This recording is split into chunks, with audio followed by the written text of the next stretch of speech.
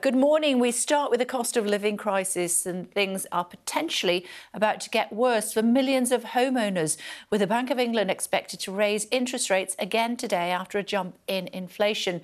That, as Sky News reveals, the government is cutting benefit payments to some of Britain's poorest families because they were overpaid tax credits in the past, something many weren't even aware of.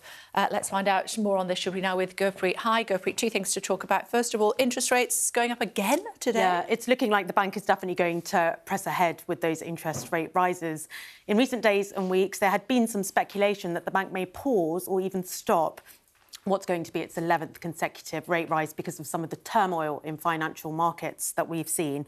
But that all changed yesterday when data released by the ONS showed a surprise leap in inflation that confounded all expectations. The central bankers will be very alert to that, and it's quashed almost any doubt that the bank will move today. Unfortunately, for the 1.4 million households on tracker and standard variable mortgages, this means that their mortgage payments, monthly mortgage payments, are going to go up almost immediately.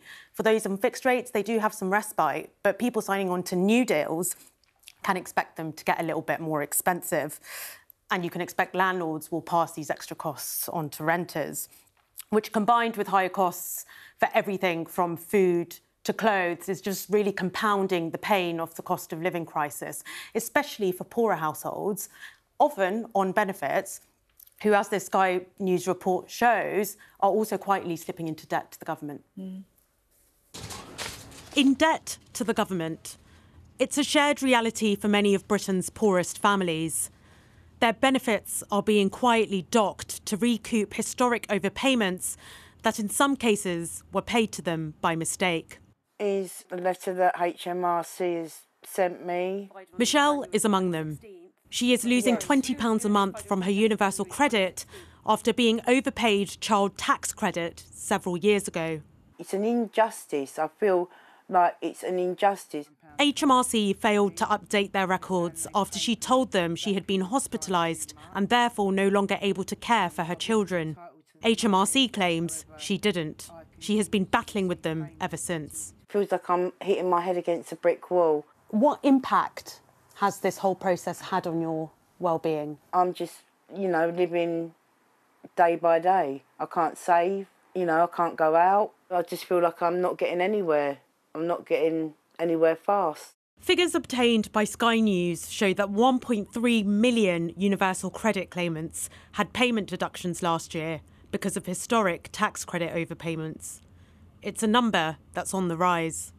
In total, £372.5 million was deducted from claimants.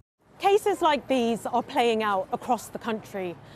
And while HMRC maintains that the vast majority are down to the claimant's own error or fraud, people are also clearly being blamed for HMRC's own mistakes. And the whole process is causing destitution and distress. At food banks, frontline workers told us that the vast majority of visitors are in debt to the government. MPs said deductions should be paused immediately while the cost of living crisis is raging. People are completely unaware of these debts when suddenly money starts getting taken out of their universal credit monthly payments. The government should pause these deductions while inflation is running at its current level. Unfortunately, the government rejected that recommendation. For Michelle and many others, the process of challenging deductions has left them feeling belittled, ashamed and ignored.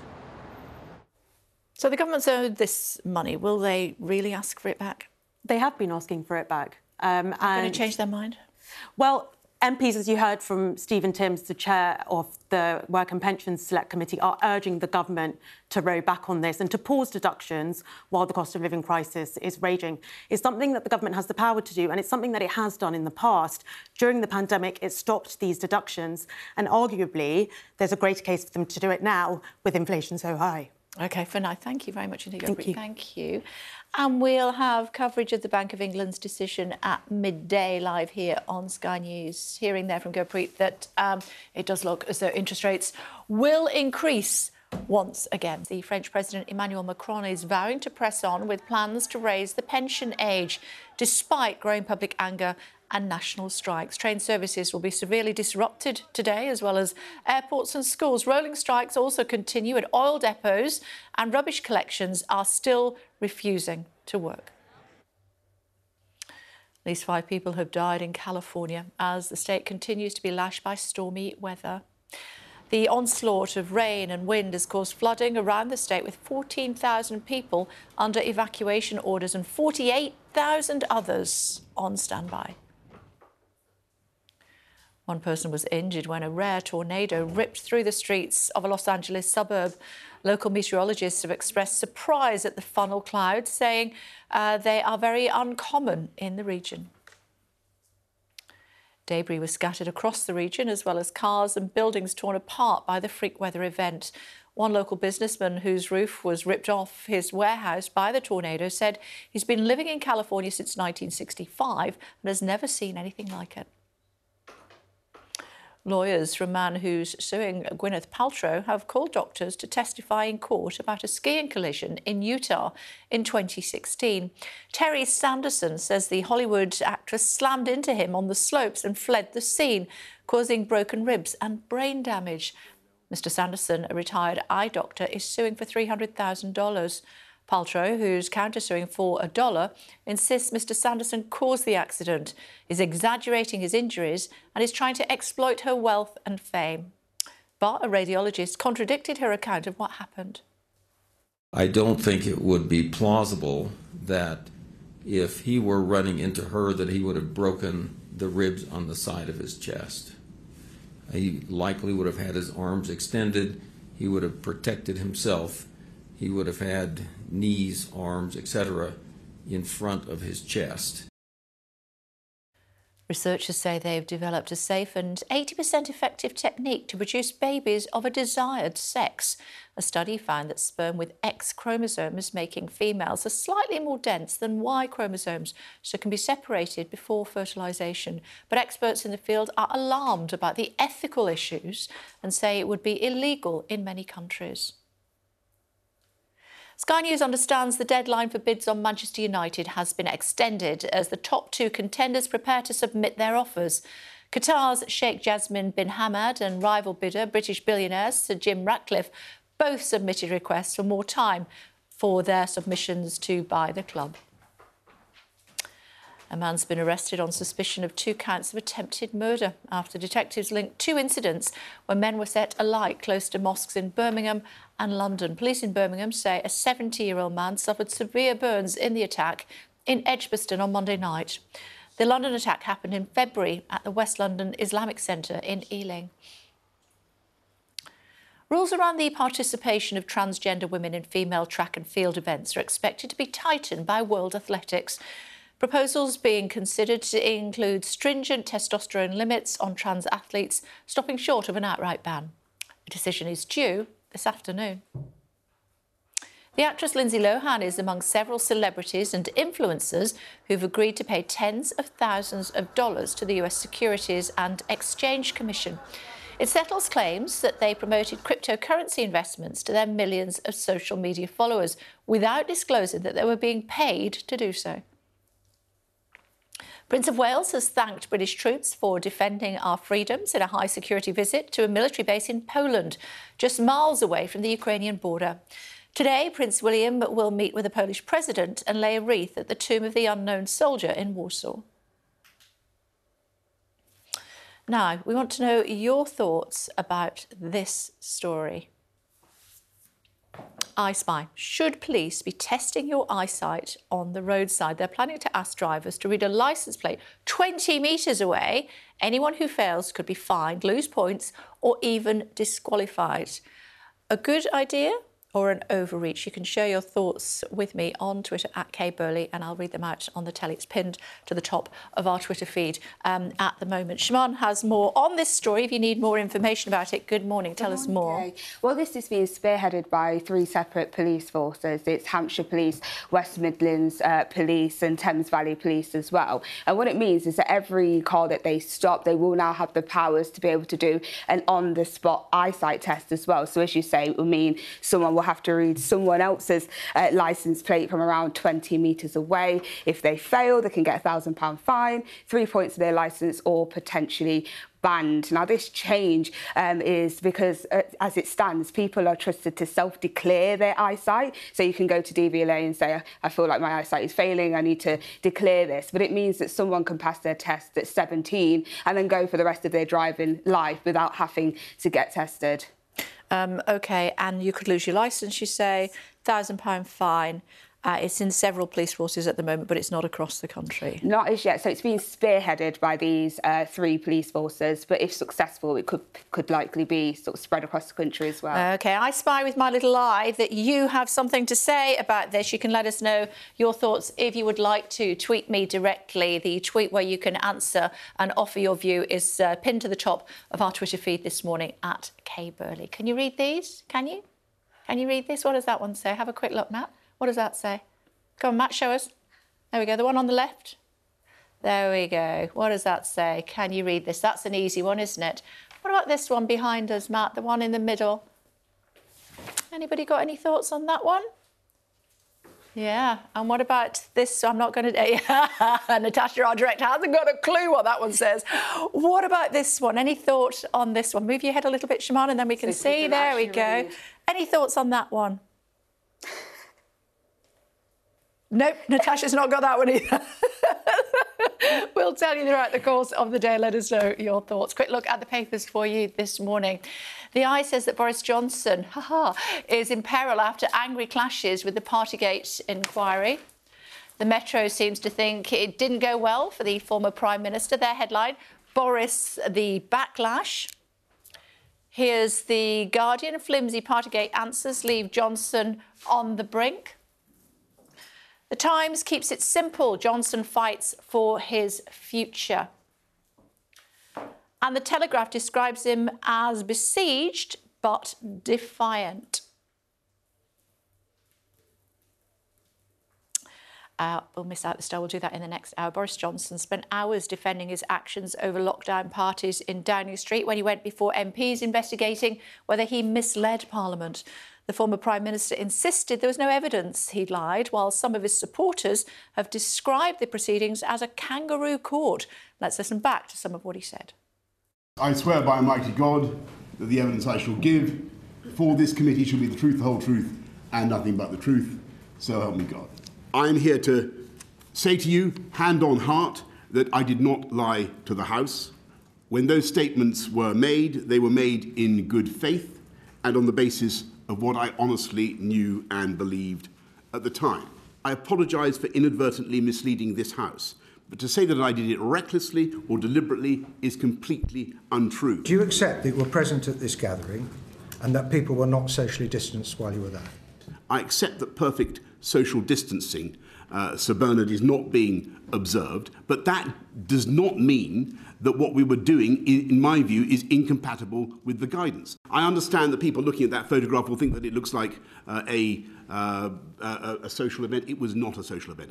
If anybody thinks that I was partying during lockdown, they're completely wrong. Your reliance on the purported assurances you received as, and forgive me, as a deflection mechanism to prevent having to answer questions about your knowledge of these gatherings, would that not be a fair assessment? No, it would be a completely ridiculous assessment. So, what happens next? Well, if the Privileges Committee finds that Boris Johnson intentionally or recklessly misled MPs, a sanction will be recommended. That could range from ordering an oral or written apology to a suspension from Parliament altogether. MPs will vote on whether to accept the recommendation.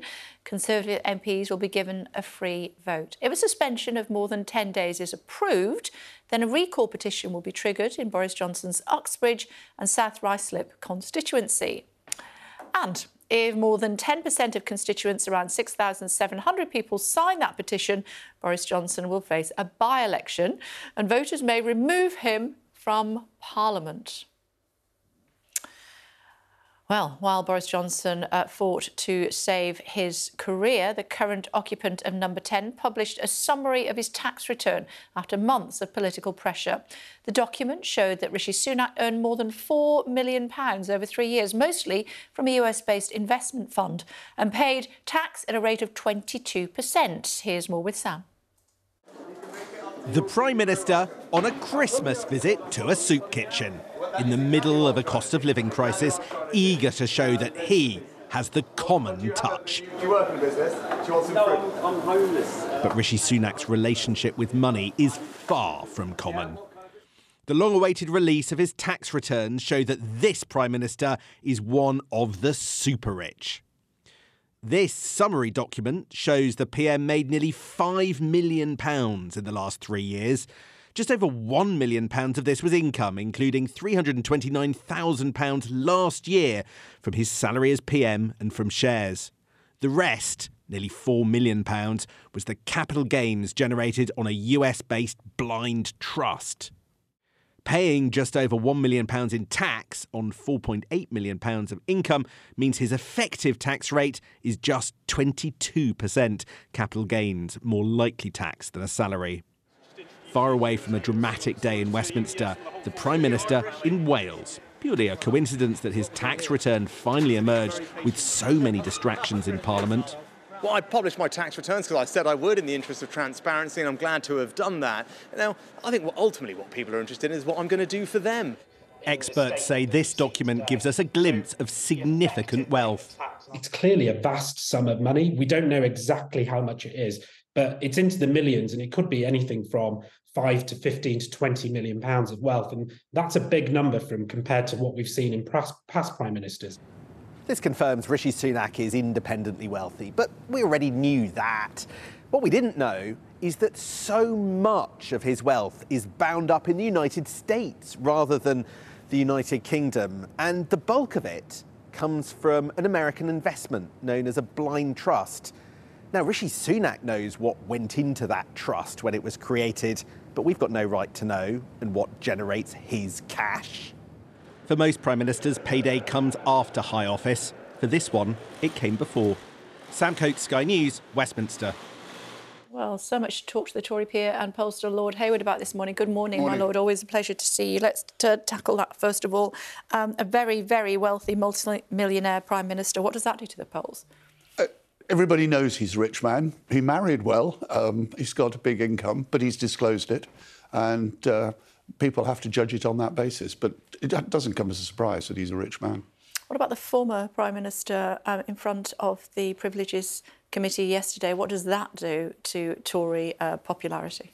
I think it muddies the waters. There's no question about that.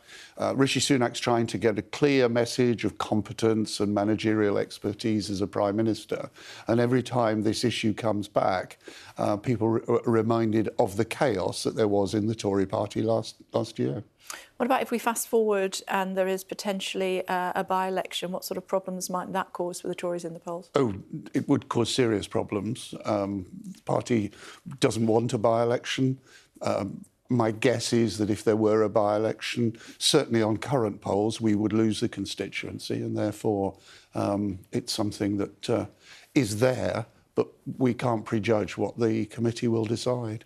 How popular is Boris Johnson still amongst the rank and file? I think his support is diminishing, and the vote yesterday in terms of the Northern Ireland protocol. OK. Yeah. But his support is diminishing. His impact on the party is diminishing the longer that Rishi Sunak is Prime Minister.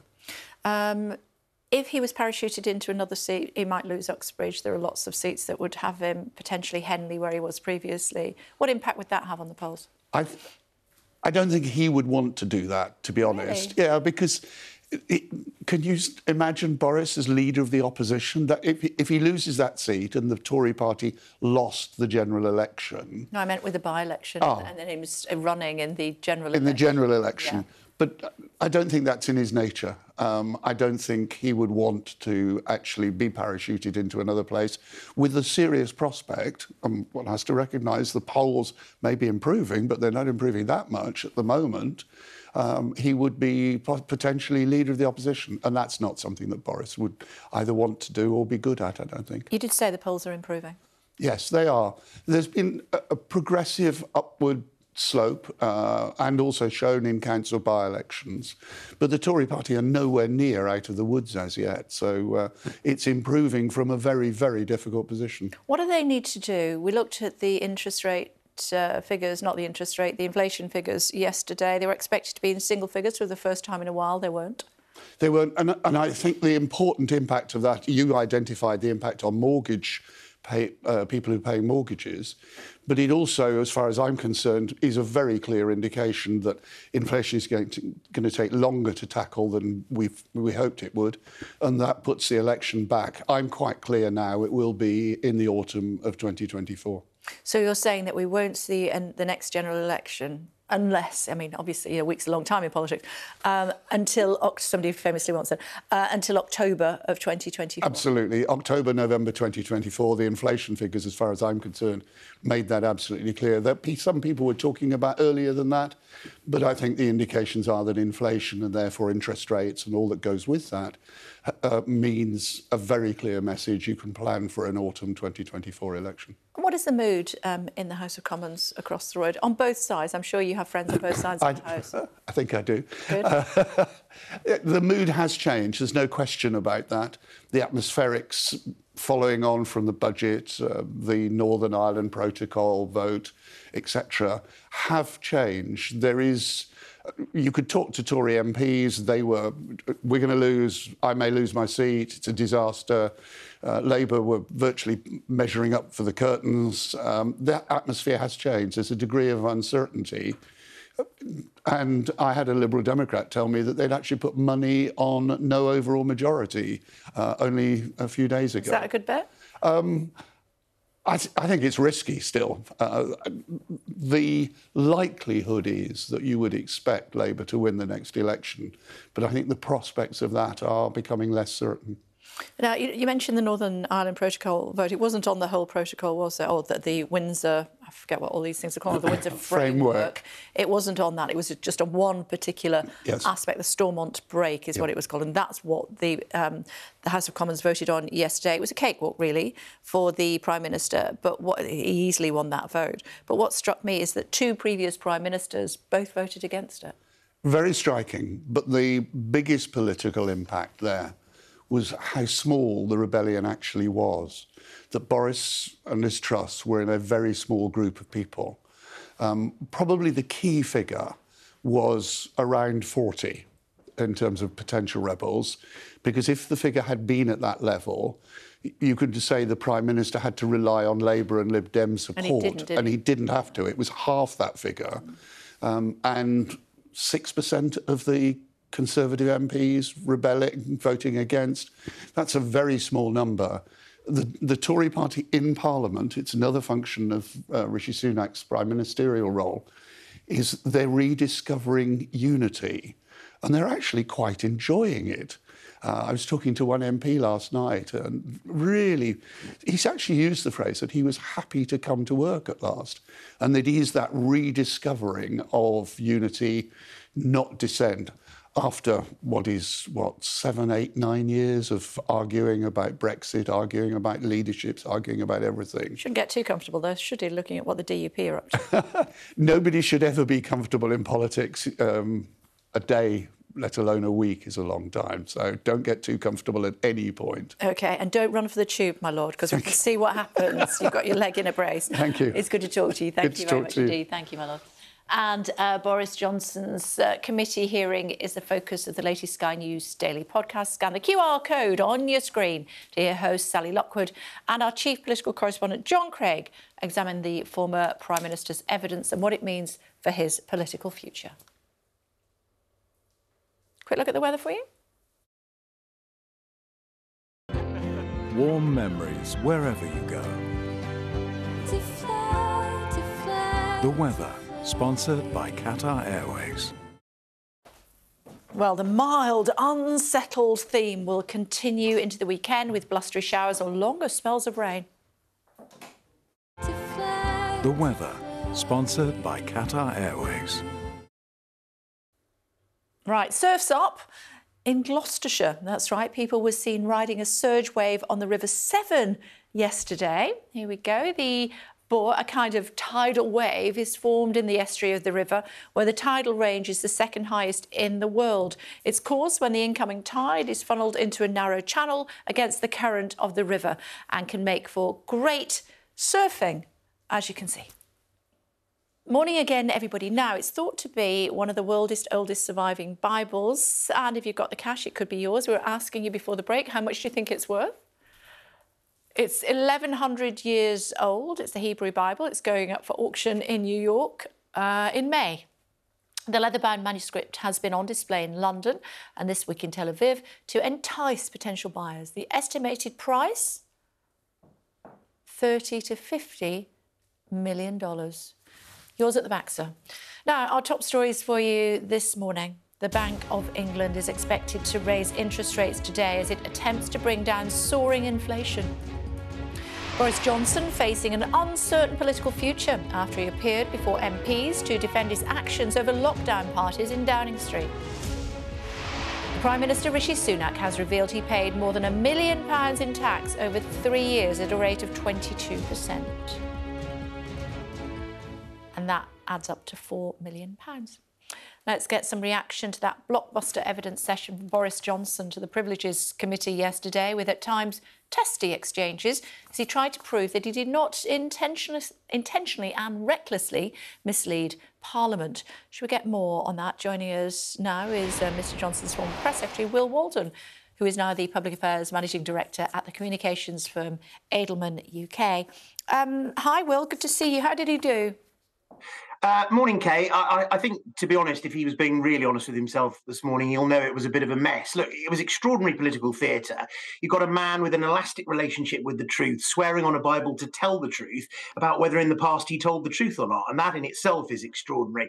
But I think it was a mess. He managed to get to sort of the end of the first proper question before he got angry. I think he was sort of churlish, frustrated, stroppy, disbelieving at times, and you got the sense that he was kind of saying to the committee, "You can't ask me that. Who the hell do you think you are?" But I think what was more important was watching him try to excuse his way out of trouble. And it seems that Boris's defence is number 10 was a crowded rabbit warren during the pandemic. Nobody really told me I was doing anything wrong. I didn't really ask. We tried to social distance where possible, but hey, it wasn't possible. But we tried, so that doesn't count as rule breaking, does it? And even if it does, it doesn't matter anyway. And that's the problem. In relitigating this whole thing, Boris was always going to be on dodgy ground. He was reminding people of his part in the chaos and the rule breaking. But I think more importantly, as his evidence yesterday made clear, he didn't really think he'd done much, if anything, wrong. He didn't, it seems, think much of his own rules, and he wasn't really that keen on enforcing them. And that's because what he effectively admitted yesterday was that he didn't really believe in his own lockdown. And I think this is important, Kay. What we learned was that being a rule breaker, not a rule taker, meant that he was instinctively sympathetic to the idea that the rules and the guidelines were hard, and therefore sticking rigidly to them really didn't matter. The problem is that many people believed they did matter, and even if they didn't like the rules, they generally stuck with them. And I think that is the most telling thing that came out of yesterday. What could he have done differently? Well, I think you almost could go back to the very, very beginning when this was first raised in the Commons in 2021. And I think, knowing Boris as I do, I think what's really happened here is that there was a fear of fronting up that number 10 was somehow different during the pandemic. And so he went so hard on "there's nothing to see here" that he's now paying the price of that.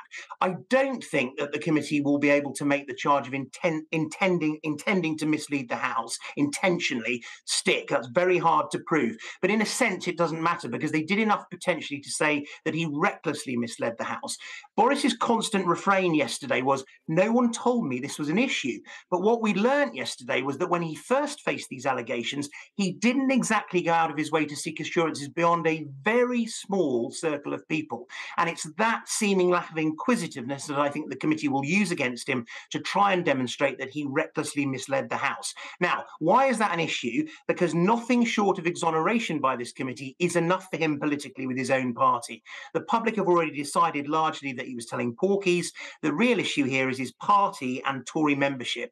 If he's exonerated, he lives to fight another day. If he's convicted by his peers, it might just give Tory MPs the excuse they need to finally turn their backs on Boris Johnson. And he knows that, which is why you've seen his small but vocal band of supporters attacking the committee, dismissing it as a kangaroo court or a witch hunt. And it's why yesterday he refused to respect the final judgment. He was really Trumpian at the end. He effectively said, exonerate me and I will say the process was fair and honest, convict me and I will say that the process was clearly rigged. And that is a big problem for Boris Johnson.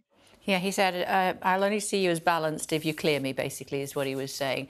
If he is convicted, and he does, convicted is, a loaded word, but if they do find him guilty of being recklessly misleading Parliament and he is suspended for 10 days, do you think he would win a by-election? Well, I think if that came to pass, it would be very difficult. The majority is just over 7,000. He will be an enormous scalp, but I don't think it's going to come to that. I think if they do convict him, then the sanction, if approved by the Commons, will be a lesser sanction and it'll be on the basis of recklessness. So I don't think it's going to come to that. And I think that from then till now and after that, he will use every tool at his disposal to distract and to cast doubt. But I also get the sense that his support among the parliamentary party is dwindling. I don't think you should ever write him off, but this isn't about a spectacular political comeback. I can't see that happening. I think deep down, I suspect Boris doesn't really want the job back as Prime Minister. He knows that he's not the electoral asset he once was and that he might not win. I think what this is all about is being able to say, if the Tories lose the next election, look, what a mistake you made. If only you'd kept faith in me, I would have won. What yesterday does is it undermines that entire narrative. Why does he care? I mean, he's got more money in the bank than most of us put together. And, he's making more and more money every month. Why does he care about turning up to the House of Commons anymore? Well, I suspect, truthfully, he probably doesn't particularly care about turning up to the House of Commons. He can go and make the money. But I think for him, reputationally, this whole thing and being found guilty by the committee drives a coach and horses through the argument that, Boris is the great solution. I think probably deep down, as I say, he knows that time has passed. But if he's able to get through this and say, look, you made a gigantic mistake getting rid of me. And remember, they didn't actually get rid of him because of Partygate in the end. They got rid of him because of the handling of the Chris Pincher affair. But what he wants to be able to say is, if it wasn't for these pesky backbench MPs who treated me so badly, I'd still be doing all the good things that I was doing running the country. I think the problem is that the public and pretty much most of the Conservative Party seem to have moved on from that. Now, my team remind me, Will, that last July you told us that there are great things ahead for Boris Johnson. Do you still feel that? I think when I look back at that, I definitely meant that somewhat sarcastically, Kay.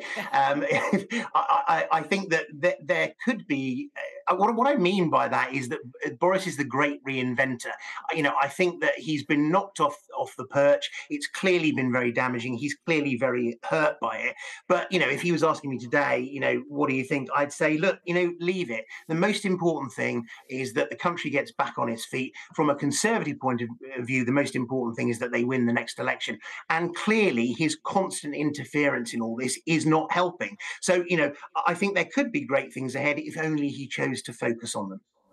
OK, it's good to talk to you as always, Will. Thanks so much indeed for joining us. Thank you. Thanks, Kay. Take care. You too.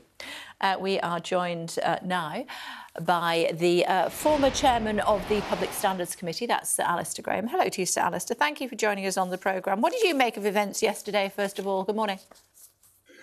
Well, two things that really struck me. First of all, he kept going on about the requirement to provide leadership, and that leadership required attending farewell parties for people leaving Downing Street. And that struck me as a strange approach to leadership at that time, when most people, in fact, were not given the opportunity to go and say farewell to grandparents and other relatives who may be facing ending their life in hospital.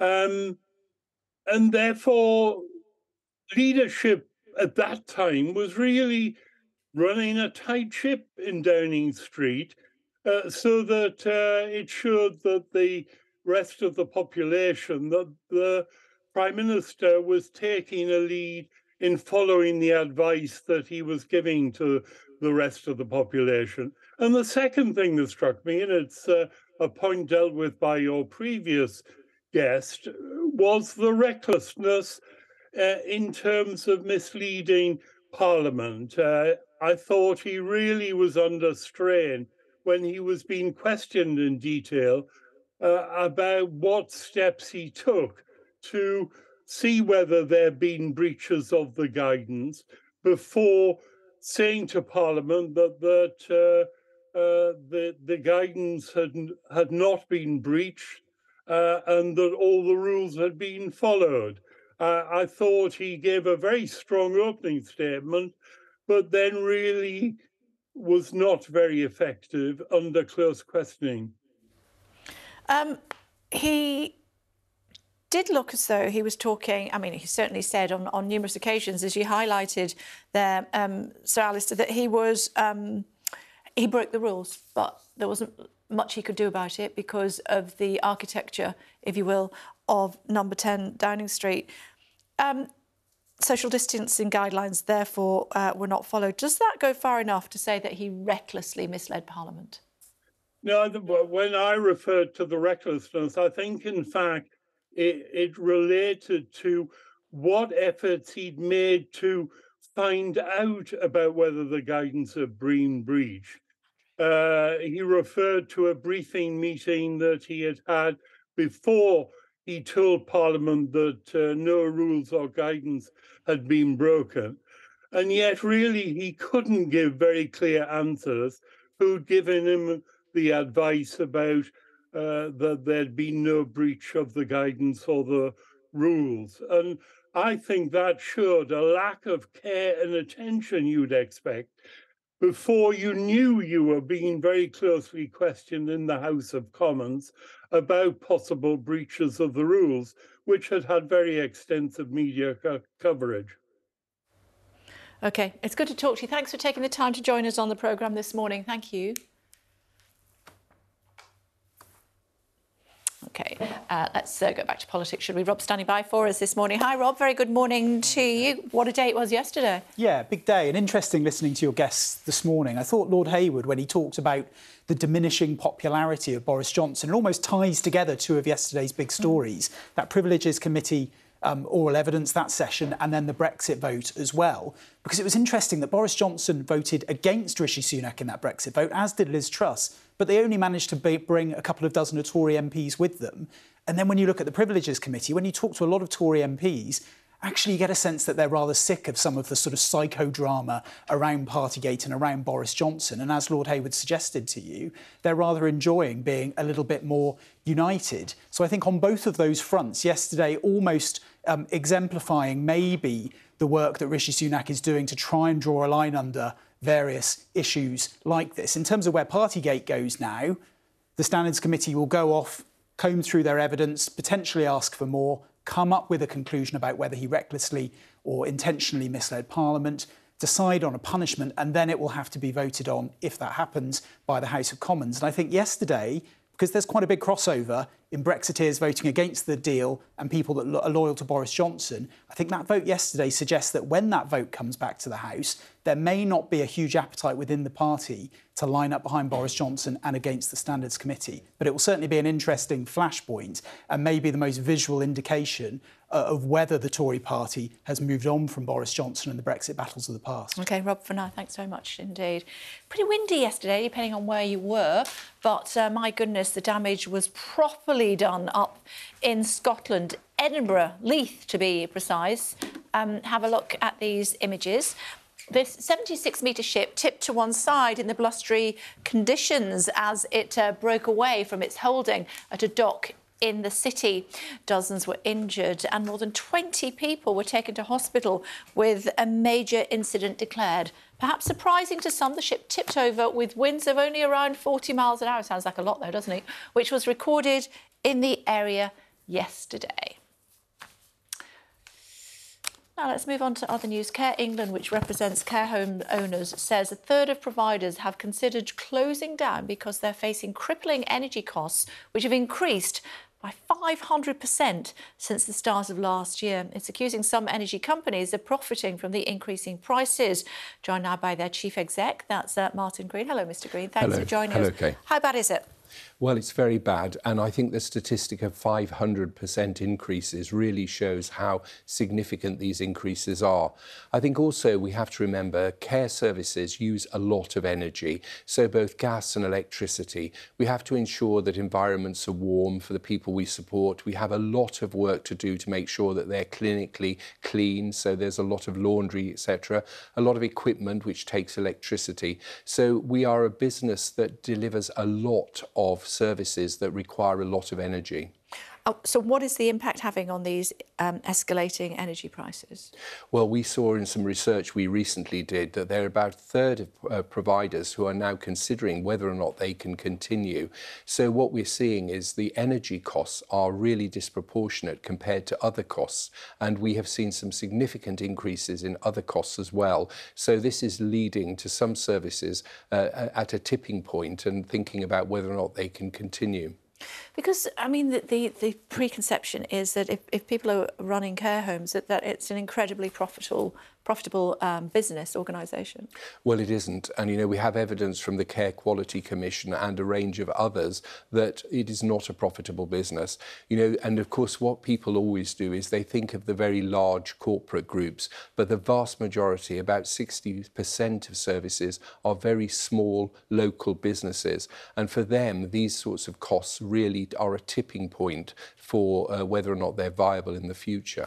And if those homes had to close, where would their patients go? Well, this is residents, I should say. The problem is there is nowhere for them to go. You know, there is a lack of capacity in the sector. We've already seen that there are some services that have closed over, particularly since the COVID outbreaks. So we're seeing a lack of capacity in particular areas, and we can see that as well in the impact it's having on the NHS, where we're seeing not enough capacity so that people can't be discharged from hospital. Almost 20% of the population is over the age of 65. This isn't a problem that's going away, is it? No, it's a problem that's going to significantly increase in the future. And that's why I think we need some really clear and concerted efforts now to make sure that services are sustainable. And in November last year, I wrote to Ofgem and I asked them to look at these energy prices. There were particular areas of concern. So, for example, there were standing charges. There were people who were going to have to give very high security deposits. We also saw that some of the energy companies were not allowing people to have new contracts and giving them very high tariffs in the interim. So these were issues that I realised were of concern to the sector, and I wrote to Ofgem asking them to look into it. What did they say? Well, in fact, they've now written to the Chancellor and said that they are going to review this. So I really hope that the Ofgem review will be an opportunity for us to really bottom out the costs of energy. And particularly, you know, we're looking at the wholesale energy price, which is significantly higher than the retail, significantly lower, sorry, than the retail one. And we've got to know why there's that difference. The issue of security deposits is another area that I want them to look into, because these sorts of costs can really make the difference between an organisation being viable or having to close. OK, do you have any reassurance for families of those that are their elderly relatives are in care homes today? Well, I think what I want to say is that care homes are providing a great service to those people, and we really hope that through the Ofgem report and inquiry, we'll be able to make sure that energy prices are at a reasonable level, and that will mean there is a sustainable service. But unless we get some action on this, you know, I really have concerns that some services may well close. OK, thank you very much indeed for joining us. Thank you. Energy prices, obviously always a heavy topic on the programme. Will you need to put your heating on today? Warm memories wherever you go. The weather, sponsored by Qatar Airways. Mild, unsettled theme will continue into the weekend. Blustery showers or longer spells of rain. The weather, sponsored by Qatar Airways. Time now for a look through some of the photos that have caught our eye today, and we particularly love this one. This is Mr. Pickles. Here he is. Guess how old Mr. Pickles is? Well, let me tell you, he's a Texan tortoise. He's become a first-time father at the age of 90. Here are his 3 hatchlings. Top is gherkin, right is jalapeno, and bottom is dill. There you go. How can they tell them apart? Could be any of them. They're all radiated tortoises, a critically endangered species, so this is good news, says the Houston Zoo, where they will all be living. Congratulations to Mr. Pickle. Thoughts on interest rates? We are expecting those to increase again as far as the Bank of England is concerned. Stay tuned for full coverage of that at midday. And also, did you know that apparently you might have to have your eyesight tested by the side of the road by the police, and if you cannot read number plate 20 metres away, you could lose your licence with a £1,000 fine. What do you think? Tweet us directly at Kay Burley. Can't see me watch. See you in a second.